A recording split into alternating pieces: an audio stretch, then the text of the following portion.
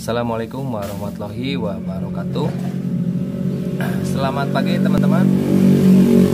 Kali ini saya mendapati motor customer, motor Supra Pit generasi kedua. Ini Supra Pit X. Ini gejalanya motor ini suka mati ya, terutama waktu melewati tanjakan, setelah turun gas langsung mati, atau kalau di jalan lurus sehabis digeber itu motornya langsung mati. Tapi anehnya kalau pas di engkol dia hidup lagi. Nah kemarin si yang punya motor itu karena gejala awalnya saya nggak tahu ya, jadi si yang punya itu disuruh bersihin karburator, dan karburator sudah saya bersihkan, namun kendala motor mati di tanjakan atau setelah digeber di jalan lurus, setelah gas ditutup kembali motor mati. Nah ini untuk kendala, untuk gejala seperti ini ya teman-teman, ada beberapa kemungkinan ya. Bisa dari pengapian, bisa juga dari bagian mesin. Karena kalau untuk bensin sudah saya bersihkan kemarin ya, jadi si karburatornya itu normal. Dan setelah saya mengecek pengapian juga waktu motor mati, motor masih mengeluarkan api. Nah jadi kemungkinan ini kendalanya ada di bagian mesin. Saya akan coba dulu ya, saya akan tunjukkan matinya itu seperti apa, karena kalau di bagian mesin itu waktu motor mati itu bisa kedeteksi lewat suara mesin. Nah sudah saya hidupkan ya, kita coba dulu motornya.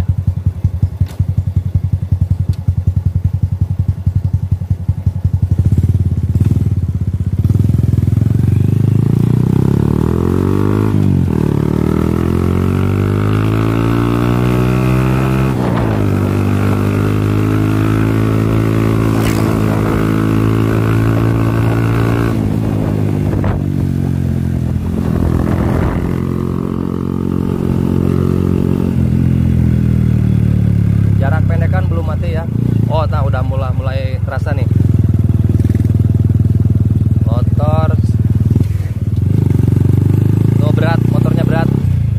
Motornya berat, nggak ada tenaganya. Nah, motornya mati, teman-teman.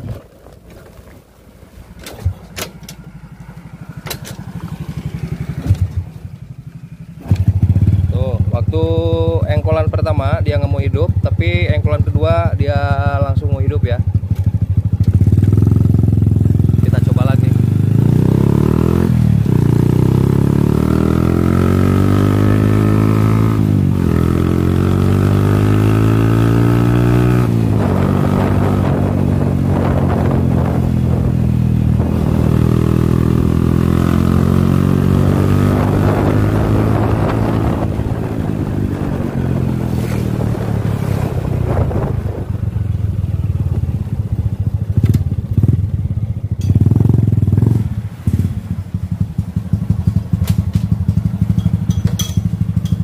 Tadi pas saya coba, jadi sebelum motor mati itu tidak ada suara mesin kasar di bagian depan, juga tidak ada suara ngeletek-ngeletek, tidak ada ya. Cuman yang terdengar di bagian knalpot, yang tadinya suara motornya itu, ini kan sudah pakai knalpot berisik ya. Jadi yang tadinya suaranya itu bulat ya, ngisi gitu ya. Jadi sebelum mati itu ada suara kocos-kocos. Di bagian knalpot itu ada suara kocos-kocos, kes.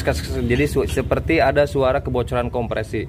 Nah, prediksi saya itu ada kebocoran di bagian klep ya, ada di bagian klep. Jadi saya akan bongkar bagian headnya, saya akan cek bagian klepnya kenapa terjadi kebocoran kompresi pada bagian klep buang ya. Terlebih dahulu saya akan bongkar dulu bagian boringnya.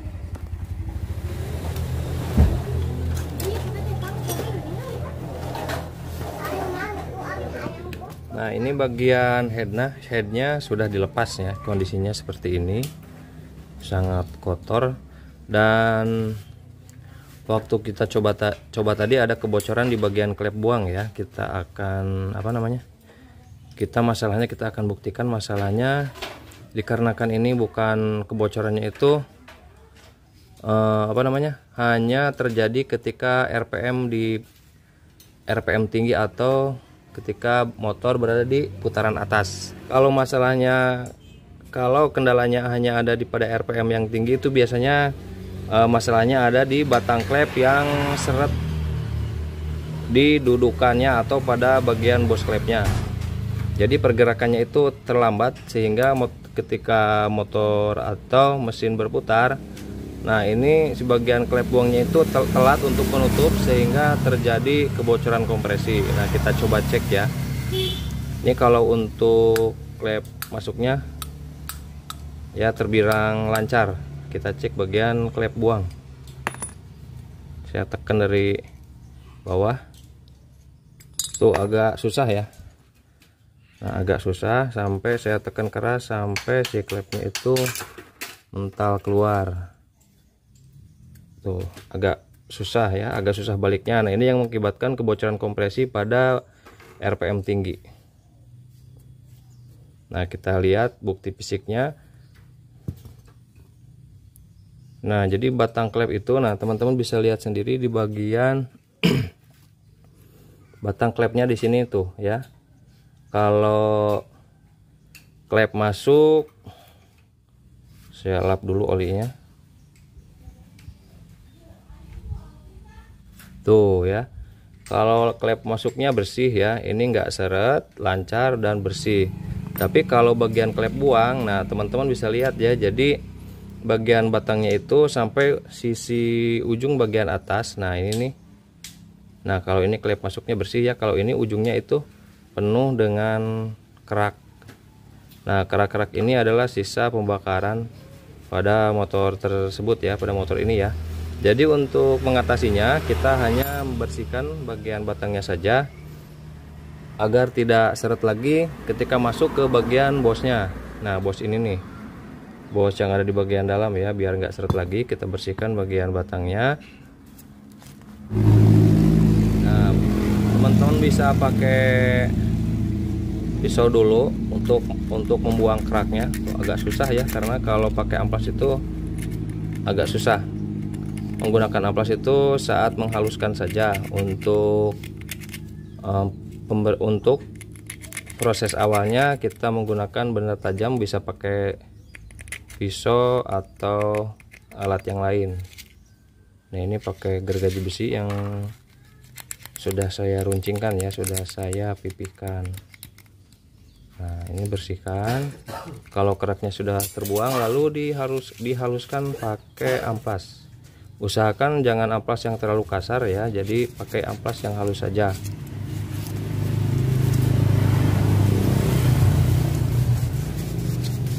Nah untuk proses perbaikannya sekalian motor dibongkar, jadi lakukan juga proses penyekiran ya. Buat teman-teman pemula yang belum tentu proses penyekiran itu seperti apa, proses penyekiran itu adalah proses untuk meratakan bibir klep.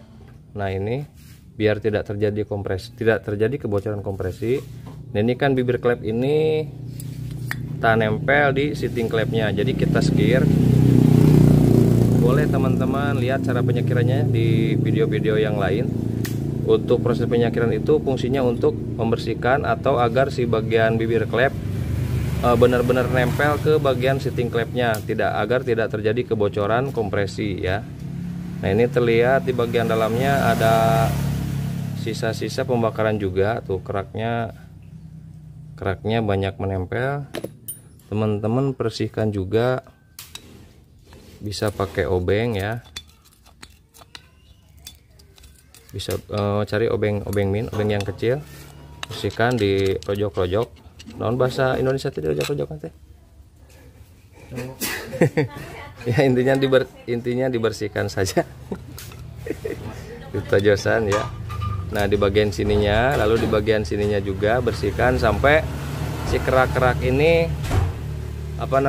tidak bersih ya, si bagian lubang exhaustnya itu benar-benar bersih, dan ini sangat berpengaruh ke tenaga juga. Kalau apa namanya, kalau si lubang-lubang exhaustnya terhalang oleh kotoran-kotoran seperti ini, biasanya selain ada gejala knocking, ada juga motor juga terasa berat, tarikannya itu berat ya, kurang tenaga. Jadi biasanya setelah kita melakukan penyekiran, biasanya tenaga motor itu akan kembali normal.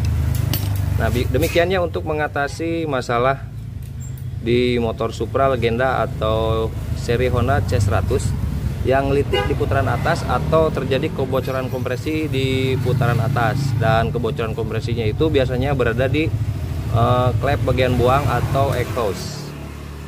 Ya, terima kasih untuk video kali ini. Sampai jumpa di video berikutnya. Assalamualaikum warahmatullahi wabarakatuh.